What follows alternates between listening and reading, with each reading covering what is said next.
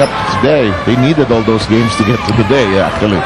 Well, actually, for them, as long as they're playing, they're still alive. Oh, because yes. the moment they stop playing, that means they've been eliminated. So, mas maganda na yung naglalaro pa rin sila. Sabi ko kay Richard, gusto mo na magtatrabaho. Sabi niya, oo naman. But today, they finally were unable to deliver it through in the endgame, although not without trying. Here's Simpson, got a good long feed, and Kagiwa breaking up the dribble. Huli ni Kagiwa off the dribble. Alaska by 2, 10-8. Barangay Ginebra got away with that one as they go on their transition attack. Actually, Marco Giwa was the last man on defense for that situation. Got to be aware if you're Barangay Ginebra that some of the players not going all the way down defensively. They're going three-quarter court, and Alaska taking advantage of it with their secondary fast break. Minsan kasi ginagawang pahinga naman normal sa tao kasi magpapahinga half of the way, ando naman yung kakampi ko. As good basketball coaching says, doon ka na magpahinga sa kabila. Yan baka iniisip rin ng ibang Barangay Ginebra players na hindi naman magpa-fast break itong Alaska. So instead of running ahead of their man, what they do is they run with their man, and that's very difficult because the moment bilisan nung binabantayan mo yung takbo niya, may iwan ka. Baguio with a good catch on the turnaround, and look at this, Miller may have been guilty of the arm contact, and that drew a howl from the Barangay Ginebra faithful, and a smile on the other hand from Miller. Right there, you can see that Willie Miller jumps up with Cyrus Baguio. You know, I don't know Baguio that well. He strikes me as a very quiet, serious guy. And he's in a direct contrast with Miller, who's, you know, the happiness personified, I'm happy to be playing kind of guy. I'm sure Baguio is also. But Baguio missing two charities. Simpson tried to keep it alive. And there's a goal. Is this on Daniels? That'll be number 2 here at the 7-11 mark, and that is going to be an interesting poster for John Wichico and his coaching staff. Tenorio. They're going to Baguio almost exclusively. Here's Simpson. Wise idea. Try to get that third foul. Quick release.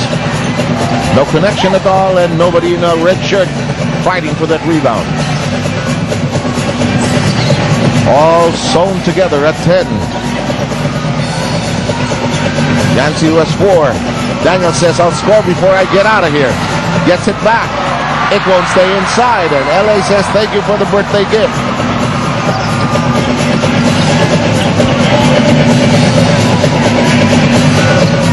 Inside we go. Simpson will try to dance with Del Campo. Can't get it to stay down on his side of the floor. And we go with Miller. Both teams now struggling to score. A lot of possessions without baskets. Rejection. Recovery. Redemption. And you can see there, Ronald Tubit doing the right thing, keeping that ball underneath the basket and using the net and the basket as a hindrance so that he won't get blocked. And Tenorio pocketing it from 3-point distance, making it quickly a 13-12 first quarter. We won't be having a problem as far as the pace of the game is concerned between these two sides. These two teams will go gung-ho, attack all the way. Oh, near steal by Tenorio.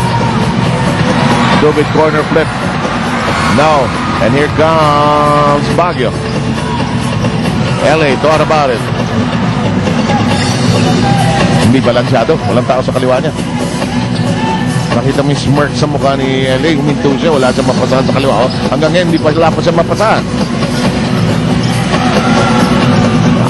This is a forced shot, but it'll count. Not exactly what they wanted, but they'll accept it. Broken play right there for Alaska. First off, they tried to go on a fast break. That didn't work. But then finally, LA Tenorio. 2010 NBA Conference is brought to you by Smart. Welcome back to the Big Dome. It's PBA quarterfinals action between the Alaska Aces, who are on top 16 to the Ginebra Jin Kings 12. Now, I spoke to both coaches before tip-off, and Coach Jong of Ginebra said the Jin Kings have to somehow offset the size of the Aces, especially Simpson, Toss, and Devance. Coach Jong told me, at this point, they know us, we know them. It's about who executes and dictates the tempo. We need to score in the open court. Over on the other side, Coach Tim agrees by saying that both teams will be playing to their strength. It will be Alaska's size versus Ginebra's speed. When I asked about the depth of the Ginebra backcourt, Coach Tim said they can only play 2 or 3 guards at the same time. LA is used to playing heavy minutes. Cyrus is happy to be playing heavy minutes. Kablai is getting healthy, so we should be okay. We want to force them to match up to our size and not us matching down to their 3-guard lineup. We can't run up and down with them. If we control rebounding, hold up our defense, and control the tempo, I like our chances. Jason and Sev? And well said, in typical Tim Cone fashion, clearly illustrating where they are despite that disparity in the guard position. I like the fact that he said, well, dalawa lang naman mga kalaro at the time. Here comes Tenorio already with 6 points, and he says, can I try one more? Not a charm on the third. Here's an inside shot, and the front line has not delivered so far for Alaska.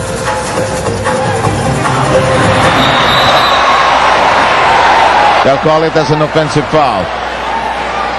So right now, Ginebra moving over to their bench. Rudy Hatfield, Eric McBoth coming in. And Rudy Hatfield, he likes to stay on the left side of the court. And a bit out of control there, as you could see, and that's why he was called for that offensive foul. Devance, quick release. And look at this, Alaska's jumped out in front by 6. Yeah, there's a lot of other key guys for Alaska other than L.A. Tenorio. Obviously, 2 of those guys is Joe Devance and Tony De La Cruz, because these 2 guys are the guys that can open it up from the outside. And if those guys hit their shot, it really lengthens the depth of this Alaska team. Baguio's instructions are to push hard, but he'll settle down for the half-court set as there are no numbers to work with. Inside we go to Toss. The drop step, the look for space, bringing a result, and they lead now by 8. Good start for Alaska, and if you're Alaska and Coach Tim Cone, you're very happy about this, because they didn't really end the season well, because they didn't really have key games to for victories. Their last game was against San Miguel, and they didn't need a victory, so there was a question if they were going to be sharp for today's game, and so far they look very sharp, up by 8. Alaska is now riding on the crest of a 10-0 run. The pass to Tubid. Can they end that silence? No, it stays. And it might look like it will stay with Barangay Ginebra on this turn. JC Intao makes his first appearance, but first we'll take a short break because of this time out. This is the a slice of the Friday crowd that's joining all of you wherever you are watching PBA on Friday. Let's focus our attention on what has happened since these players were switched around. And we talked about this earlier, Seb, that it seems that it's Alaska with Cyrus Baguio who has come up in this trade, because Baguio averaging more points than Willie Miller, although Miller shoots better from 3-point range. But when you look at that, it seemed that Alaska needed some scoring, and Cyrus Baguio has given it to them, even though Willie Miller seems to have the better eyebrows in that picture. Sabi ko, parang sabi ni Willie siguro, sawan-sawa na kayong lagi ako nakatawa, maiba naman. My sinister look. If I know, pagkatapos ko ng tawa yan. Well, nothing to laugh about is the fact that Barangay Ginebra has fallen behind by 8 in Tao. Fox. Now they've changed their guard line, hoping to get some fresh legs, new batteries, a new load on the floor for the offense of Barangay Ginebra that's fallen into a stupor here. Bad pass by Tenorio, and he acknowledged it. And he knows it. He's probably trying to do a little bit too much early in the offense. Maybe Simpson was open, but then really wasn't going to be able to do much with the basketball with that location. Hanes, of course, is the official underwear of the PBA.